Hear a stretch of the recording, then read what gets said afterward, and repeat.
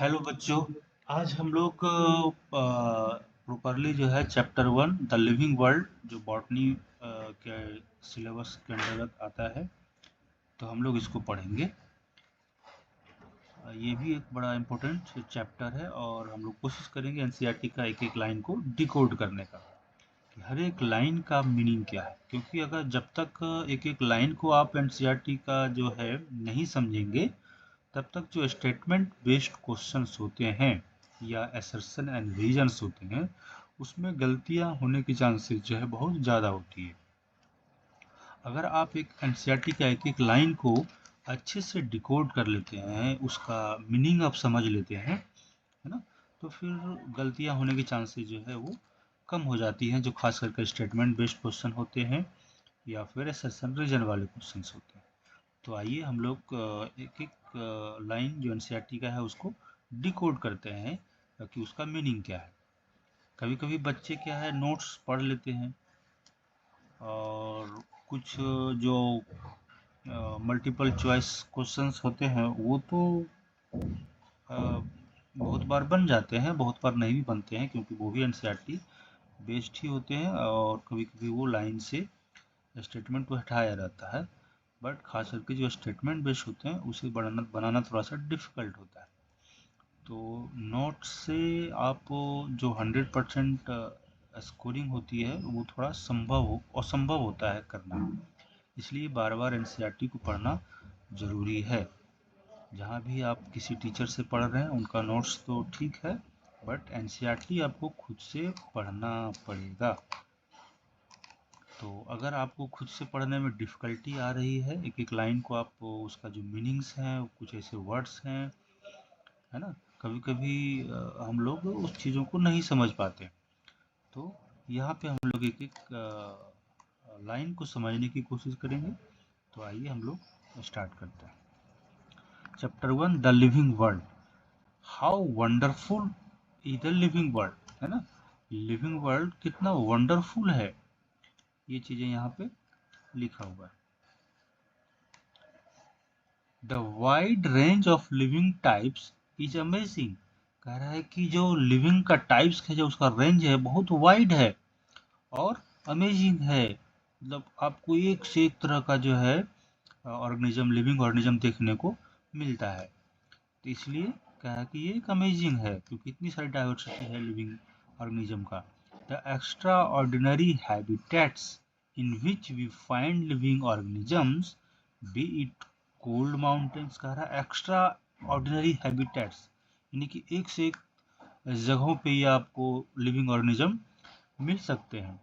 उसमें से जैसे कहाँ कहाँ मिल सकते हैं, तो कोल्ड माउंटेन्स है, डिसिडुअस फॉरेस्ट है, ओशंस है, फ्रेश वाटर है ना, जो कि आपको लेक्स में मिलते हैं, रिवर में मिलेंगे, पॉन्ड में मिलेंगे, हर जगह। और इवन मरीन जो ओशन है, जैसे यहाँ पे ओशन है तो यहाँ पे फ्रेश वाटर यहाँ पे नहीं होते, यहाँ पे तो मरीन है, साल्टी वाटर होता है। तो ओशन में जैसे साल्टी वाटर हो गया, ब्रैकिश वाटर हो गया, जहाँ पे ना तो पूरा साल्टी है ना फ्रेश है। फिर डिजर्ट हो गया, वहाँ पे भी आपको मिल जाएंगे। हॉट स्प्रिंग है, वहाँ पे भी आपको लिविंग ऑर्गेनिज्म देखने को मिलेगा। और ये क्या कहता है, लिव अस स्पीचलेस। और ये हमें स्पीचलेस बनाता है कि वाह, कहाँ कहाँ पे भी ऑर्गेनिज्म देखने को मिल सकता है। The beauty of galloping horse. Galloping horse जो है उसको आप देखेंगे तो इतना सुंदर जो है वो देखने में लगता है। और फिर कह रहा है कि द माइग्रेटिंग वर्ड जो है ना, और वो भी उसकी जो एक अलग अपनी ब्यूटी है। The valley of flower. Migrating birds मतलब जो कभी कभी है ना, जैसे साइबेरियन बर्ड्स होते हैं, वो साइबेरिया से उड़ के जो है आपका इधर इंडिया में जो है आते हैं। तो उसके बारे में यहाँ पे बात किया गया। Valley of flowers. फ्लावर्स का जो वैली में जो आपको देखेंगे तो फ्लावर ही फ्लावर जो रहते हैं, वो भी एक अलग सा सौंदर्य जो है प्रोड्यूस करते हैं। और द अटैकिंग शार्क। शार्क को आप कभी यूट्यूब पे या कहीं अलग बहुत सारे जो जो रेफरल चैनल होते हैं वहाँ पे आप देखेंगे, उसका वीडियो रहता है किस तरह से वो अटैक करता है दूसरे एनिमल्स पे। वो चीज़ें भी बड़ा एक जो है अद्भुत दृश्य जो है पैदा करता है। कह रहा है कि ये इवोक्स, है ना, ऑ and deep sense of wonder, ना एक आश्चर्य वाली जो है हम लोगों को बोध कराता है। The ecological conflict and cooperation, conflict मतलब हुआ कि जैसे कहते हैं ना कि हमारा उससे जो है कन्फ्लिक्ट चल रहा है ना, यानी कि दोनों में नहीं बन रही है, तो समथिंग ऐसा कन्फ्लिक्ट है। यानी कि अगर ए स्पेसीज है कोई और स्पेसीज जो है बी है, और इसका टेरिटरी आपका ये है और इसकी टेरिटरी आपका ये है, तो हम बहुत बार इकोलॉजी में पढ़ते हैं कि अगर ये टेरिटरी से ये या इस टेरिटरी में आ गया, ए जो है इंटर कर गया, तो बी के एग्जिस्टेंस पे प्रॉब्लम आ जाती है, ये खतरा होने लगता है या बी स्टिंग कर सकता है। तो यहाँ पे हम बोलेंगे कि अच्छा इसके बीच में आपस में कन्फ्लिक्ट है ना, कन्फ्लिक्ट है। बट कभी कभी क्या है कि कोई एक्स है और कोई दूसरा स्पीसीज वाई है, और वो एक दूसरे को हेल्प कर रहा है ना, कोऑपरेट कर रहा है, तो यहाँ पे हम लोग बोलेंगे कि ये कोऑपरेशन है। तो ये विद इन द पॉपुलेशन हो सकता है, पॉपुलेशन का एक जो मेंबर है, मेंबर्स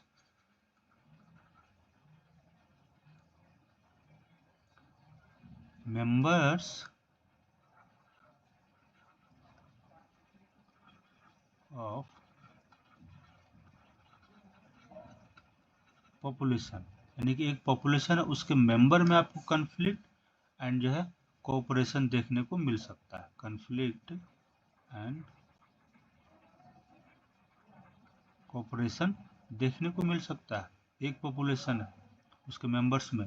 या कभी कभी जो एक कम्युनिटी है, कम्युनिटी का पॉपुलेशन अलग अलग होगा। सपोज दैट पॉपुलेशन जो है ए है और ये पॉपुलेशन बी है, और एक ये कम्युनिटी बना रही है, बहुत सारे पॉपुलेशन है, तो उसके दो पॉपुलेशन में सी है ना, डी है, यहाँ पर एक पॉपुलेशन है, यहाँ पे पॉपुलेशन है, यहाँ पे पॉपुलेशन है, यहाँ पे पॉपुलेशन है, तो इस population of A and population of C, इसके बीच में हो सकता है कन्फ्लिक्ट हो, या आपको ए एंड बी में जो है वो कॉपरेशन देखने को मिल सकता है विद इन द कम्युनिटी। तो वही कह रहा है कि the ecological conflict and cooperation among members of A population, population के मेंबर्स के बीच में भी कन्फ्लिक्ट एंड कॉपरेशन देखने को मिल सकता है। And among the populations of a community, community के पॉपुलेशंस लेवल पे जो है आपको कन्फ्लिक्ट एंड कॉपरेशन देखने को मिल सकता है। यहाँ पे दोनों का ये मीनिंग है। और even the molecular traffic inside a cell, और कभी कभी हम देखते हैं कि सेल के अंदर जो मॉलिकुलर ट्रैफिक है, कोई मॉलिक्यूल बन के इधर से उधर जा रहा है, कोई उधर से इधर आ रहा है ना। जैसे आप कभी कभी जब हम लोग सेल साइकिल पढ़ते हैं तो वहाँ पे प्रोमिनेंटली देखते हैं कि क्रोमोसोम जो है इधर से उधर जा रहा है, स्पिंडल फाइबर का फॉर्मेशन हो रही है ना। ये सब चीज़ें हैं। न्यूरोट्रांसमीटर है, आप न्यूरोलॉजी में पढ़ेंगे, न्यूरॉन के अंदर जो है न्यूरॉन बहुत सारे न्यूरोट्रांसमीटर्स बनते हैं, यहाँ से फिर वो सिनेप्स पे जा कर के रिलीज होते हैं एक्सॉन के थ्रू जो है।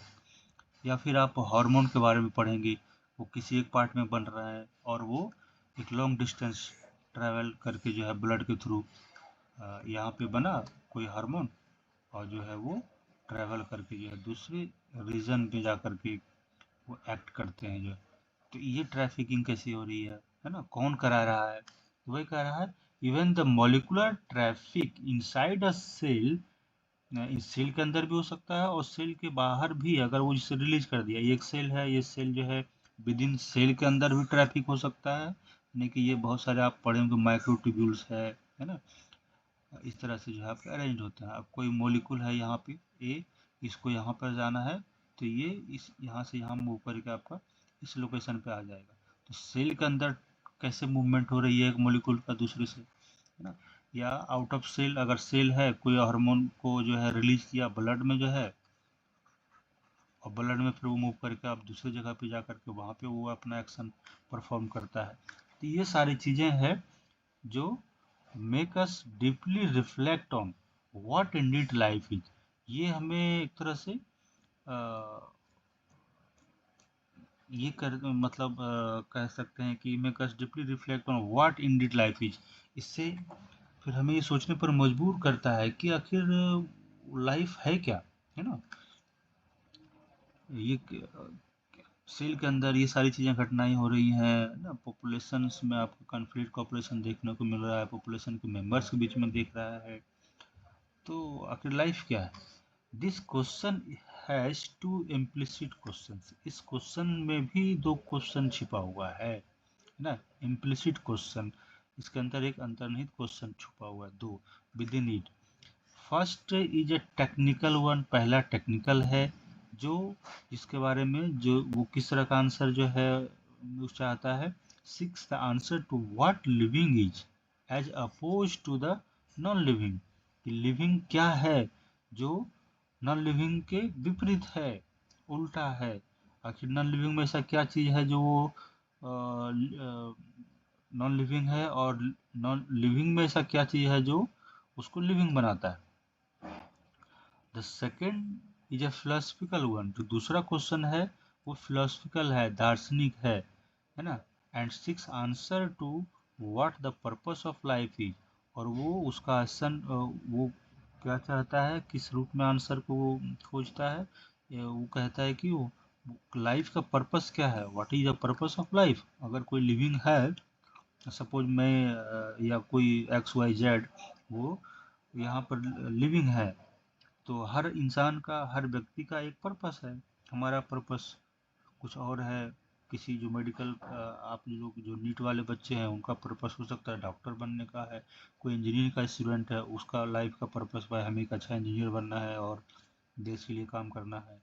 कोई हिंदी का स्टूडेंट होंगे तो वो एक जो है पोइट जो है बनने का सोच रहे होंगे। कोई हिस्ट्री का स्टूडेंट है तो वो एक अच्छा हिस्टोरियन बनना चाहते होंगे। तो हर इंसान का एक अपना अपना पर्पस है।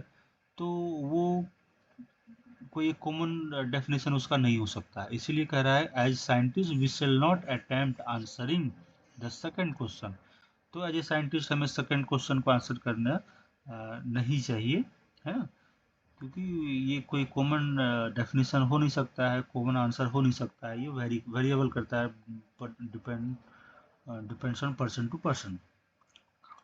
तो we will try to reflect on what is life.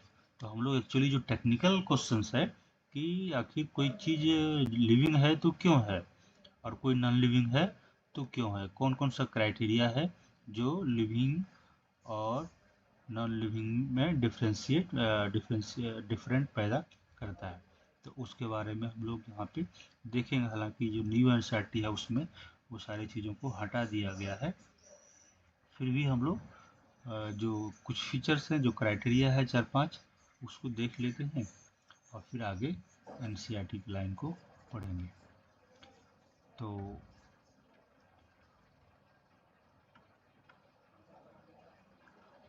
जो मेन फीचर है, इम्पोर्टेंट फीचर्स है,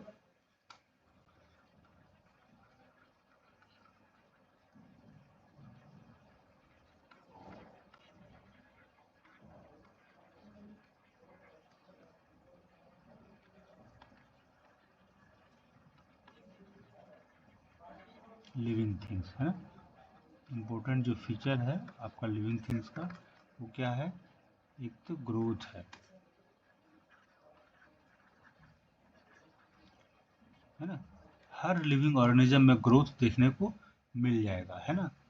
बट ये डिफाइनिंग फीचर नहीं है, क्योंकि कभी कभी नॉन लिविंग थिंग्स में भी ग्रोथ देखने को मिलता है फ्रॉम द एक्सटर्नल साइड से। जैसे कोई है ना इस तरह का रेतीला जगह है, मान लेते हैं राजस्थान में चले गए आप डिजर्ट में, वहाँ पे इस तरह का कोई पत्थर रखा हुआ है और यहाँ पे जो है बहुत सारे धूल कण है, वो हवा और इधर विंड चल रही है, तो ये धीरे धीरे यहाँ पे इस तरह से डिपॉजिट होने लगेंगे, है ना। इस तरह से डिपॉजिट होकर के इसमें आपको एक्सटर्नल ग्रोथ देखने को मिल जाएगा। पहले इसकी हाइट जो है वो बहुत छोटी थी, बट विथ टाइम इसकी हाइट जो है आपको बड़ी हो जाए होते हुए दिखेगी। तो बाहर से लगेगा कि अरे इसका तो ग्रोथ हो रहा है, बट ये ग्रोथ इंटरनल नहीं है, ये एक्सटर्नल ग्रोथ है। तो ग्रोथ आपको लिविंग और नॉन लिविंग दोनों में देखने को मिलता है, बट लिविंग में जो होता है वो उसमें इंट्रिंसिक ग्रोथ देखने को मिलता है। बट यस, एक फीचर तो ग्रोथ है लिविंग होने का, बट डिफाइनिंग फीचर्स नहीं है। दूसरा है आपका रिप्रोडक्शन। रिप्रोडक्शन, हर लिविंग ऑर्गेनिज्म जनरली आपको रिप्रोड्यूस करते हुए दिखेंगे, बट कोई कोई ऐसे ऑर्गेनिजम्स हैं जो लिविंग तो है बट वो रिप्रोडक्शन में पार्टिसिपेट नहीं करता है। जैसे आप म्यूल के बारे में जानते हैं, है ना, मेल डंकी और जो है फीमेल हॉर्स, जो आपका ऑफ स्प्रिंग प्रोड्यूस होता है वो प्रोड्यूस तो हो जाते हैं, बट ये है ना स्टेराइल होता है, ये रिप्रोडक्शन में पार्टिसिपेट नहीं करता है ना। Not participate in reproduction, but ये लिविंग है ना, ये लिविंग है। तो इसलिए ये एक क्राइटेरिया तो है, बट डिफाइनिंग फीचर्स जो है वो नहीं है, डिफाइनिंग फीचर नहीं है। ये भी एक लिविंग का क्राइटेरिया तो आपका है, बट डिफाइनिंग जो है फीचर नहीं है। इसके बाद आता है तीसरा जो है वो है मेटाबॉलिज्म।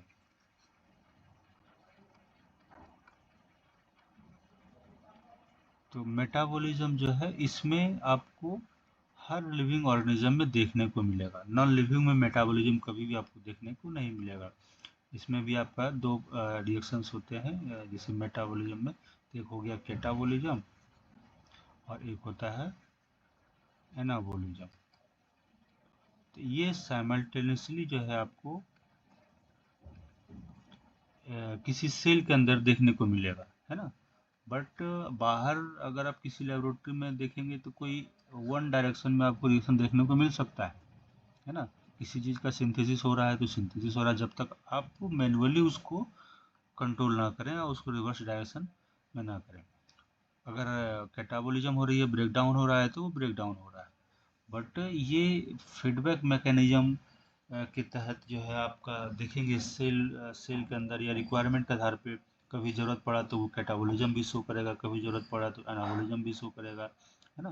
तो इस तरह की चीज़ें जो आपको विद इन सेल में ही देखने को मिल सकता है।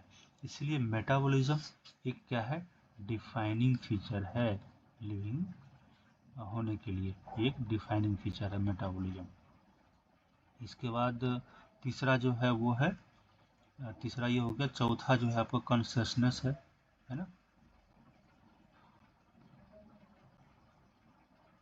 कॉन्सियसनेस है ये, यानी कि कोई भी लिविंग जो ऑर्गेनिज्म है वो एक्सटर्नल इन्वायरमेंट को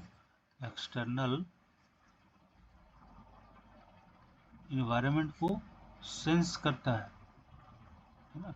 सपोज दैट कोई ऑर्गेनिज्म ए है और यहाँ पे आप टेम्परेचर को इंक्रीज कर दें तो ये इसको सेंस करेगा, है ना। या फिर आप इसको टच करें, है ना, तो ये आपको सेंस करेगा। तो ये सिर्फ लिविंग जो है ऑब्जेक्ट वही कर सकता है, नॉन लिविंग जो है इसमें सेंसेशन जो है नहीं होगा। सिर्फ लिविंग जो है वो एक्सटर्नल एनवायरनमेंट को सेंस करता है। तो this is known as consciousness. तो ये भी एक जो है आपका डिफाइनिंग जो है फीचर है, ये भी एक डिफाइनिंग फीचर है। पांचवा जो है ये तो चौथा था आपका, पांचवा जो है आपका है सेलुलर ऑर्गेनाइजेशन।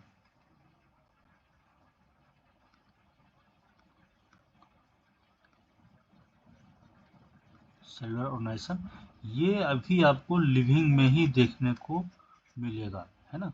ये भी आपको लिविंग में ही देखने को मिलेगा। नॉन लिविंग में सेलुलर ऑर्गेनाइजेशन कभी आपको देखने को नहीं मिलता है। हम जैसे ऑर्गेनिज्म की बात करें तो ऑर्गेनिज्म आपका दो तरह का होता है ना।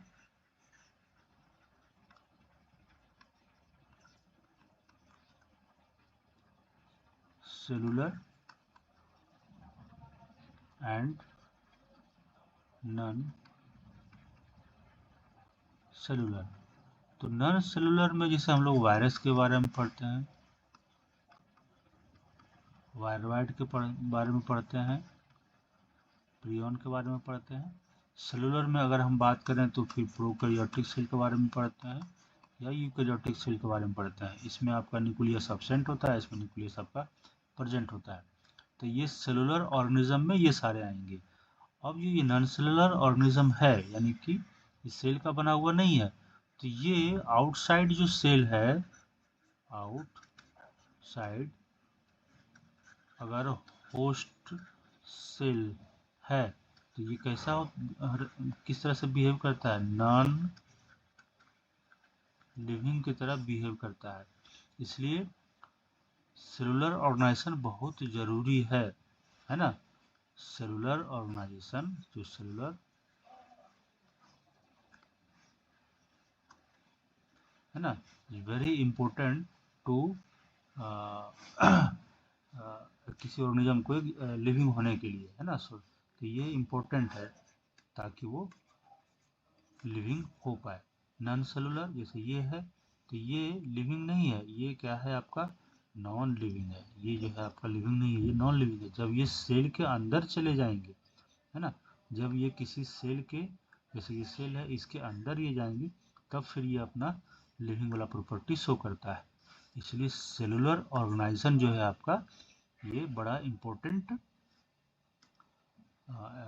फीचर है, यानी कि डिफाइनिंग फीचर है। सेलुलर ऑर्गेनाइजेशन भी एक डिफाइनिंग फीचर है लिविंग ऑर्गेनिज्म होने के लिए, या कोई भी ऑब्जेक्ट को लिविंग होने के लिए। तो हम लोग 5 चीज जो है पढ़े, ग्रोथ, है ना, ग्रोथ, रिप्रोडक्शन,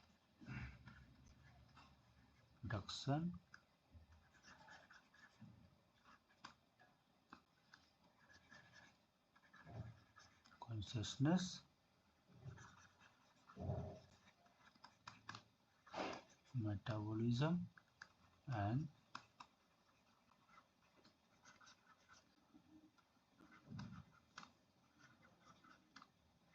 सेलुलर ऑर्गेनाइजेशन।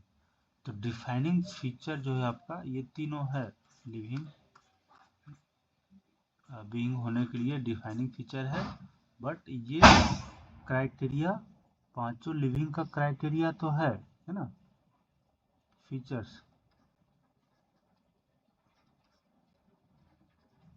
है ना।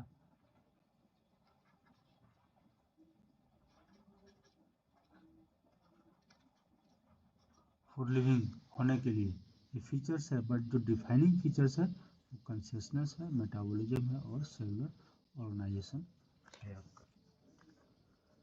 तो ये चीज़ें पहले एनसीईआरटी में था, इसको यहाँ पे हटा दिया गया है, फिर भी हम लोग इसको डिस्कस कर लिए।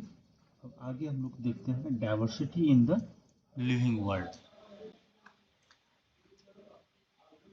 और एक एक लाइन को डिकोड करने की कोशिश करते हैं।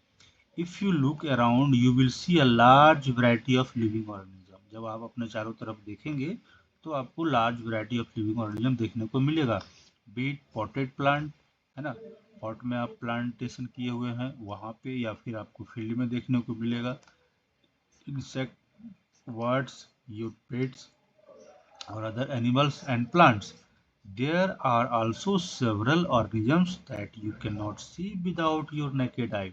ऐसे भी ऑर्गेनिज्म हैं जो आप अपने नेकेड आई से, यानी कि बिना माइक्रोस्कोप के हेल्प से, you can not see that organism, है ना। That is why we call those organism as micro organism, क्योंकि ये नेकेड आई से हम लोग देख नहीं सकते हैं। तो इसके बारे में लिखा गया है कि इवन हमारे जो आसपास है वो ऐसे ऑर्गेनिज्म भी हैं जो हम देख नहीं सकते हैं, बट दे आर लिविंग है ना। If you were to increase the area that you make observation in, जब आप कह रहे हैं कि जो एरिया है उसको इंक्रीज करेंगे और उसको ऑब्जर्व करेंगे, the range and variety of organism that you see would increase. तो जैसे जैसे मान लेते हैं कि आप, ये एरिया है आपका ऑब्जर्वेशन का, यहाँ पे, है ना, अलग अलग वैरायटी टाइप के एनिमल मिल जाएंगे। फिर आप जैसे ही एरिया इंक्रीज करेंगे तो यहाँ पर आपको भी जो है और डाइवर्सिटी देखने को, जो है अलग अलग टाइप का जो है डाइवर्सिटी देखने को मिल सकता है इस तरीके से। तो एरिया इंक्रीज करने के बाद डाइवर्सिटी भी, या डिफरेंट डिफरेंट टाइप का ऑर्गेनिज्म भी आपको देखने को मिलेगा। उसके बाद है obviously if you were to visit a dense forest, वहाँ पे विजिट करेंगे you would probably see a much greater number and kinds of living organism, वहाँ पे भी आपको है ना ग्रेट नंबर में है ना और अलग प्रकार के बहुत सारे प्रकार का लिविंग ऑर्गेनिज्म देखने को मिलेगा इन इट इसमें। Each different kind of plant animals और organism they that you see represents a species. तो जो भी आप प्लांट एनिमल या कोई ऑर्गेनिज्म को आप देख रहे हैं सब एक प्रकार का स्पीशीज को रिप्रेजेंट करता है ना। जब सपोज दैट आप गए एक फॉरेस्ट में है ना और वहाँ पे आप एक टाइगर देखे तो ये भी एक सॉरी स्पीशीज है ना। लायन आपने देखा ये भी एक स्पीशीज है ना। आपने काऊ देखा ये भी एक स्पीशीज है अपने आप में। प्लांट में आप देखिए मैंगो का आपने ट्री देखा ये भी एक स्पीशीज है ना। आपने आपका वीट देखा फील्ड में ये भी एक स्पीशीज है। राइस है इसको आपने देखा ये भी एक प्रकार का स्पीशीज है। तो जो भी ऑर्गेनिज्म को आप देख रहे हैं ये सब क्या है ऑल आर स्पीशीज एक अपने आप में स्पीशीज है।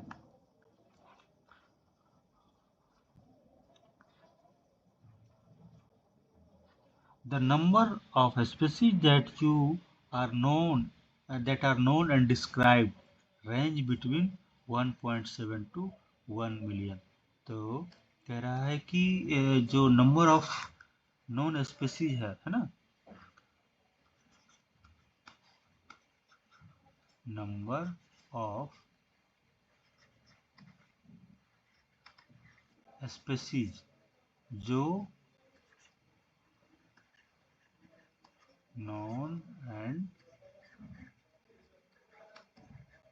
डिस्क्राइब्ड है जिसके बारे में हम जानते हैं या जिसके बारे में डिस्क्रिप्शन मिलता है वो उसका जो रेंज है वो 1.7 टू 1.8 मिलियन। इसमें आपको प्लांट भी होंगे और एनिमल भी होंगे। अगर हम प्लांट की बात करें है ना अगर हम एनिमल की बात करें एनिमल स्पीसीज की बात करें या प्लांट स्पीसीज की बात करें तो ये आपका 1.2 मिलियन के अराउंड होता है। और प्लांट स्पीसीज की बात करें तो ये 0.5 टू 0.6 मिलियन के अराउंड होता है। तो ये चीज़ें यहाँ पर लिखा हुआ है ये आपका वीवीआई है ना वेरी वेरी इम्पोर्टेंट। यहाँ पे क्वेश्चन पूछा जा सकता है कि नॉन एंड डिस्क्राइब्ड स्पीसीज कितने हैं तो वो आप बताएंगे 1.7 टू 1.8 मिलियन। उसमें भी अगर पूछा जाए कि नॉन एंड डिस्क्राइब्ड जो है वो एनिमल कितना है तो वो आपका अराउंड 1.2 मिलियंस है। अगर नॉन एंड डिस्क्राइब्ड प्लांट के बारे में पूछ दिया जाए तो वो आपका 0.5 टू 0.6 मिलियन आपको देखने को मिलता है। तो ये सारे जो नंबर्स एंड अलग अलग प्रकार के जो ऑर्गेनिज्म है यही तो रेफर करता है बायोडाइवर्सिटी का है ना। बायोडाइवर्सिटी क्यों क्योंकि ये लिविंग है वरना डाइवर्सिटी तो आपको इतने सारे जैसे नॉन लिविंग चीज़ों का भी है बट वो सिंपल एक डाइवर्सिटी में हम इंक्लूड करेंगे। बट जब हम उसमें जब हम सिर्फ लिविंग चीज़ों की डाइवर्सिटी के बारे में बात करते हैं टाइप्स की बात करते हैं नंबर्स की बात करते हैं तो वहाँ पे हम लोग रेफर करते हैं बायोडाइवर्सिटी। और द नंबर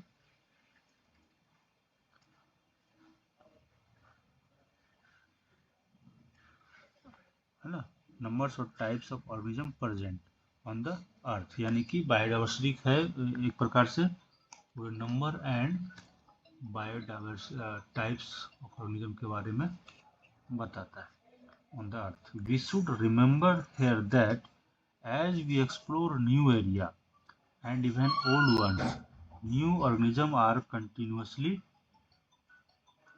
being identified। तो जैसे जैसे हम एरिया कोई एरिया है मान लेते हैं ये ऐसे करके कोई एरिया है ना, और ये आपका न्यू एरिया है, और कोई जो है आपका ओल्ड एरिया है। इस दोनों को आपको जब एक्सप्लोर करेंगे यहाँ पर तो आपको बहुत सारे न्यू ऑर्गेनिज्म है ना, न्यू ऑर्गेनिज्म आपको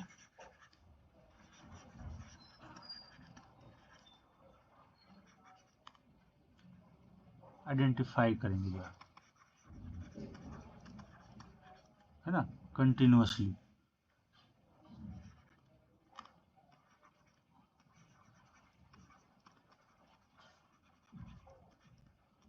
कंटिन्यूअसली आपको नया नया ऑर्गेनिज्म मिलेंगे जब आप दोनों, चाहे वो ओल्ड एरिया हो या फिर न्यू एरिया हो, जब उसको आप एक्सप्लोर करेंगे तो आपको ऑलवेज जो है कुछ न कुछ जो है नए ऑर्गेनिज्म आपको देखने को वहाँ पे मिलेगा। फिर आगे है, as stated earlier there are millions of plants and animals in the world.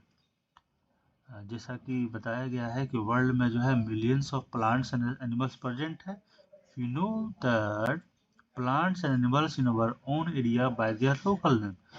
तो जो भी हमारे लोकल में प्लांट्स या एनिमल्स हैं उसका कोई न कोई एक लोकल नेम हम लोग देते हैं, है ना। बट वो जो लोकल नेम होता है वो वैरी करता है फ्रॉम प्लेस टू प्लेस। हो सकता है कि यहाँ पर कोई एक एक्स रीजन है जहाँ पे किसी प्लांट का नाम कुछ है, और जब आप किसी दूसरे एरिया में या जगह पे चले जाएंगे तो वहाँ के लोग उसे किसी दूसरे नाम से जानता हो, और वो व्यक्ति उसी प्लांट के बारे में बात कर रहा हो, लेकिन आप कंफ्यूज हो जाएंगे कि भाई वो किस प्लांट की बात कर रहा हो, लेकिन वो वही प्लांट की बात कर रहा है जो उस प्लांट के बारे में आप जानते हैं, बट वो किसी और नाम से बात कर रहा है तो आपको लगता है कि किसी न्यू प्लांट के बारे में बात कर रहा है। तो यही कह रहा है कि लोकल नेम जो है वैरी करता है फ्रॉम प्लेस टू प्लेस। तो इसलिए साइंटिस्टों को एक ज़रूरत पड़ी कि कोई ऐसा एक नाम दिया जाए, साइंटिफिक नेम दिया जाए, बायोलॉजिकल नेम दिया जाए कि पूरे वर्ल्ड में वो सेम ही रहे, कहीं भी जाएं तो उस नाम से फिर कोई दूसरा स्पीसीज हमको नहीं मिलेगा। वो नाम अगर बोला जाए तो उसका मीनिंग हमेशा सिर्फ वही ऑर्गेनिज्म के बारे में होना चाहिए। तो वही कह रहा है even with in a country, यानी कि यही प्लेस टू प्लेस वेरी करता है local name with in the country, और इवन दूसरे कंट्री में भी अगर कंपेरिजन करेंगे तो बदल जाएगा। तो आगे है the probably you would recognise the confusion, है ना, that would be created if we did not find a way and means to talk to each other to refer to organism we are talking about। तो अगर हम कोई एक रास्ता नहीं निकालेंगे तो फिर बड़ा कंफ्यूजन क्रिएट होगा, है ना। इसलिए आगे जो है आप लोग biological name and scientific name के बारे में पढ़ेंगे कि ये कैसे किया जाता है। Hence there is a need to standardize the naming, है ना, of living organism such that the particular organism is known by same name all over the world। कह रहा है कि एक जो है नेमिंग का जो प्रोसेस है उसको स्टैंडर्डाइज किया जाए, है ना, और वो किसी पर्टिकुलर ऑर्गेनिज्म को किसी भी ऑर्गेनिज्म को अगर हमें नेमिंग करना है तो वो एक खास स्टैंडर्डाइज रूल होना चाहिए, और उसी रूल से सभी ऑर्गेनिज्म का नोमेनक्लेचर करना चाहिए so that the same name जो होगा वो ऑल ओवर द वर्ल्ड होगा। तो ये जो प्रोसेस है ना, जो स्टैंडर्डाइज करने का जो तरीका है या नेमिंग का जो तरीका है, जो प्रोसेस है, उस प्रोसेस को हम लोग बोलते हैं नोमेनक्लेचर। ऑब्वियसली नोमेनक्लेचर और naming is only possible when the organism is described correctly and we know to what organism the name is attached to. तो नेमिंग तभी पॉसिबल हो पाएगा जब हम उस ऑर्गेनिज्म के बारे में सारे करेक्टर्स को अच्छे से डिस्क्राइब कर लें, है ना।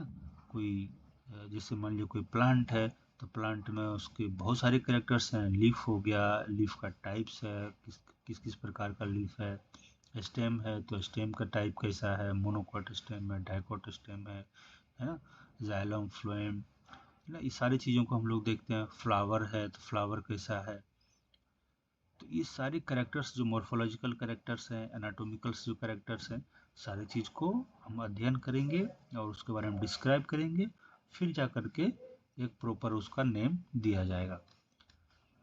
This is identification. जब वो प्रॉपर कैरेक्टराइजेशन हो जाएगा, जब हमें पता चल जाएगा, तो कैरेक्टर को देख करके फिर हम आइडेंटिफाई करते हैं, है ना। तो पहले हम कैरेक्टराइज करते हैं किसी भी ऑर्गेनिज्म को, और कैरेक्टराइजेशन के बाद सारे कैरेक्टर्स को देखने के बाद फिर हम उसको आइडेंटिफाई करते हैं। In order to facilitate the study, number of scientists have established procedure to assign a scientific name.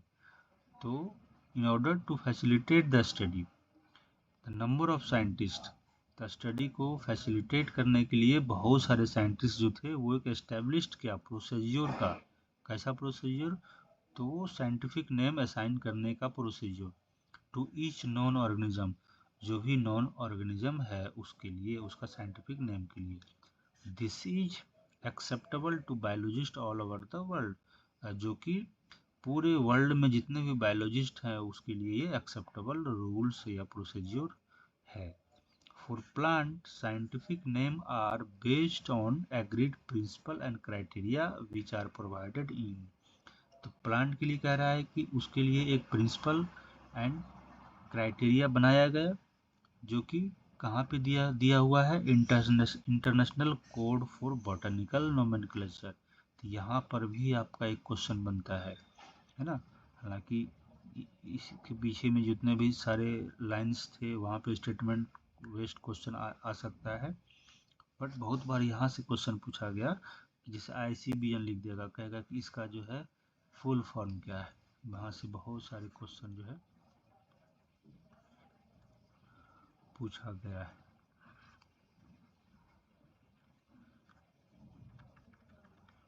है ना। ICBN लिख के देगा, कहेगा इसका फुल फॉर्म बताने के लिए, तो क्या होगा, इंटरनेशनल, है ना, code for botanical nomenclature. You may ask how are animals, है ना, नेम्ड, एनिमल को नेम कैसे देते हैं, तो इसके लिए भी एक सर्टेन जो है रूल्स एंड क्राइटेरिया प्रिंसिपल्स बनाया गया है एनिमल टैक्सोनॉमिस्ट के द्वारा, है ना। इवॉल्व, उसने भी एक इवॉल्व किया क्या, तो international code of zoological nomenclature, इन्होंने ICGN जो है डेवलप किया।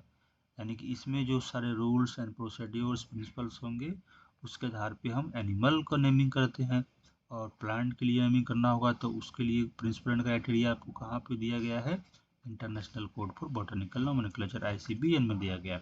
यहाँ पे ये बहुत ही इम्पोर्टेंट पॉइंट है ये, यहाँ पे आपका एक क्वेश्चन बनता है और बहुत बार पूछा गया। तो जहाँ जहाँ मैं क्वेश्चन मार्क्स लगा रहा हूँ यानी कि VVI बोल रहा हूँ, उसको तो है ना अच्छे से देखना ही देखना है। The scientific names ensure that each organism has only one name. तो जिससे कोई कह सकता है भाई जिस ऑर्गेनिज्म का नाम दिए हैं, क्या इसका दूसरा नाम कहीं ऐसा हो तो नहीं सकता है। तो साइंटिस्टों ने ऐसा इंश्योर किया कि भाई जिस प्लांट या इस ऑर्गेनिज्म को एक बार नेमिंग दे दिया गया, वही नेम किसी और प्लांट को या किसी दूसरे ऑर्गेनिज्म को नहीं मिलना चाहिए,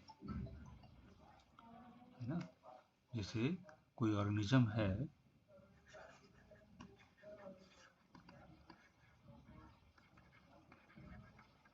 इंडिका, ये किसके लिए दिया गया है, मैंगो के लिए।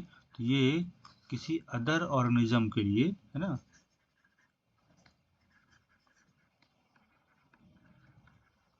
के लिए नहीं दिया जा सकता, ये सिर्फ मैंगो के लिए ही हो सकता है, बाकी मैंजीफेरा इंडिका किसी और ऑर्गेनिज्म के लिए नहीं हो सकता। ऐसा साइंटिस्टों ने एश्योर किया। तो scientific names ensure that each organism has only one name. The description of any organism should enable to people in any part of the world to arrive at the same name, है ना। इस तरह से जो principal and जो आपका rules हैं, है ना, या जो डिस्क्रिप्शंस है ऑफ एनी ऑर्गेनिज्म उसको ऐसे डिस्क्राइब करेंगे कि तो वो एक ही नाम जो है उस ऑर्गेनिज्म के लिए होना चाहिए।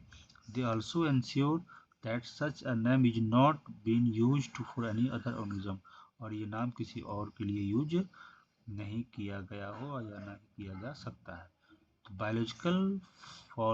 biologists follow universally accepted principles to provide a scientific name to known organism। तो एक एक्सेप्टेड प्रिंसिपल को जो है वो फॉलो करते हैं जितने भी बायोलॉजिस्ट हैं, है ना। यूनिवर्सली एक्सेप्टेड प्रिंसिपल होना चाहिए वो सबके लिए, उसी को फॉलो करते हैं ताकि किसी ऑर्गेनिज्म को नेमिंग किया जा सके। Each name has two component. अब है कि जो नेम है वो जनरली हम लोग बायनोमियल नोमेनक्लेचर को फॉलो करते हैं। तो कोई ऑर्गेनिज्म है ना, जैसे आपने अभी पढ़ा था मैंगो का, तो इसको साइंटिफिक जो नेम है उसमें दो कंपोनेंट होते हैं एक है आपका मैंजीफेरा इंडिका ना, इसको हम लोग बोलते हैं जेनस, और ये है आपका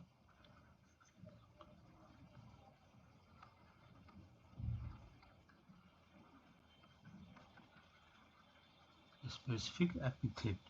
तो दो आपका कंपोनेंट है ना, किसी बायोलॉजिकल नेम में आपका दो कंपोनेंट होता है, किसी साइंटिफिक नेम का ये दो कंपोनेंट है, जेनस एंड स्पेसिफिक एपिथेट। पहला है आपका जेनस जो कि कैपिटल लेटर से स्टार्ट होता है, और जो आपका स्पेसिफिक एपिथेट है या कोई पर्टिकुलर स्पेसीज है वो स्मॉल लेटर से शुरू होता है। और ये दोनों जो वर्ड है वो लैटिन में होना चाहिए, है ना। इसका ओरिजिन लैटिन में होना चाहिए, और ओरिजिन अगर लैटिन नहीं तो इसको लैटिनाइज कर दिया जाता है, और जो हम लिखते हैं वो इटैलिक्स में होनी चाहिए, है ना। तो ये ज़्यादा इम्पोर्टेंट है। Each name has two components, the generic name यानी कि genus generic name, and the specific epithet और पर्टिकुलर स्पीसीज, या कभी कभी सिंपल स्पीसीज भी इसका बोला जा सकता है। ऐसे क्वेश्चंस भी हैं जिसमें वो बताया गया है कि सेकंड जो नेम है वो क्या है, तो वहाँ पे स्पीसीज करके भी डायरेक्ट पूछा गया है। जेनस लिख देगा, फैमिली लिख देगा, स्पीसीज लिख देगा, है ना, क्लास लिख देगा। उस कंडीशन में हम जो सेकंड नेम है वहाँ पे स्पीसीज मारेंगे अगर स्पेसिफिक एपिथेट दिया हुआ नहीं है तो। This system of providing a name with to component is called binomial nomenclature. तो चूंकि किसी भी ऑर्गेनिज्म को दो वर्ड से दो, है ना, उसको ये दो कंपोनेंट यूज करते हैं, इसीलिए उसको बायनोमियल नोमेनक्लेचर बोला जाता है। This naming system given by किसके द्वारा दिया गया था, तो कैरोलस लिनियस साहब के द्वारा दिया गया था। ये नेमिंग जो है कैरोलस लिनियस साहब ने जो है दिया था बायनोमियल नोमेनक्लेचर। तो यहाँ पे एक इम्पोर्टेंट पॉइंट है ना, ये बड़ा इम्पोर्टेंट है। यहाँ से आपका क्वेश्चन बनता है कि बायोलॉजिकल जो नोमेनक्लेचर है उसमें जो ना बायनोमियल नोमेनक्लेचर है, और जो साइंटिफिक जो नेम है उसमें दो कंपोनेंट कौन कौन है, जेनेरिक और स्पेसिफिक। ना पहला जेनेरिक दूसरा स्पेसिफिक एपिथेट, और किसने दिया, तो कैरोलस लिनियस ने दिया था binomial nomenclature. Is being practised, है ना, by biologist all over the world. इसी नोमेनक्लेचर को अभी भी पूरे वर्ल्ड में फॉलो किया जाता है।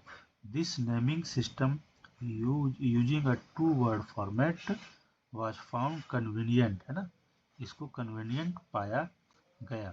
Let us take the example of mango. Mango की अगर हम बात करें to understand the way of providing the scientific name better, है ना, साइंटिफिक नेम को कैसे जो है किया जाता है उसको अच्छे से समझने के लिए। The scientific name of mango is written as Mangifera indica, है ना, Mangifera indica। इसमें आपका जेनस है ये स्पेसिफिक एपिथेट है या जेनेरिक नेम है ये मैंजीफेरा, और ये इंडिका आपका स्पेसिफिक एपिथेट है। Let us see how it is a binomial name.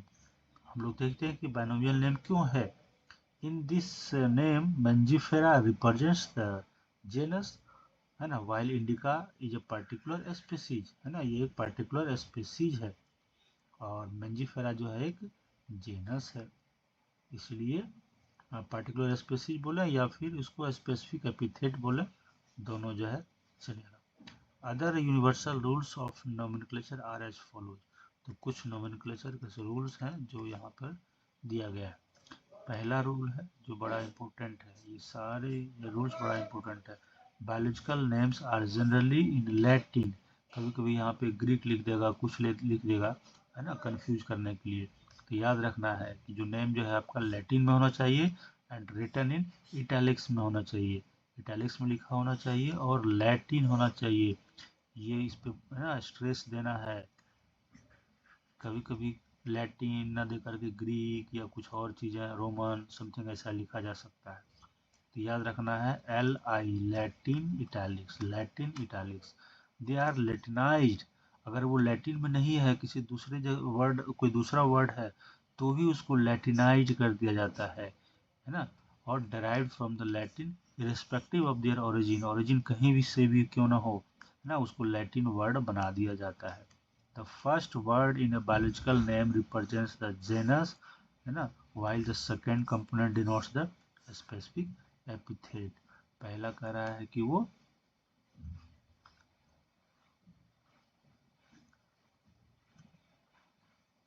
Genus है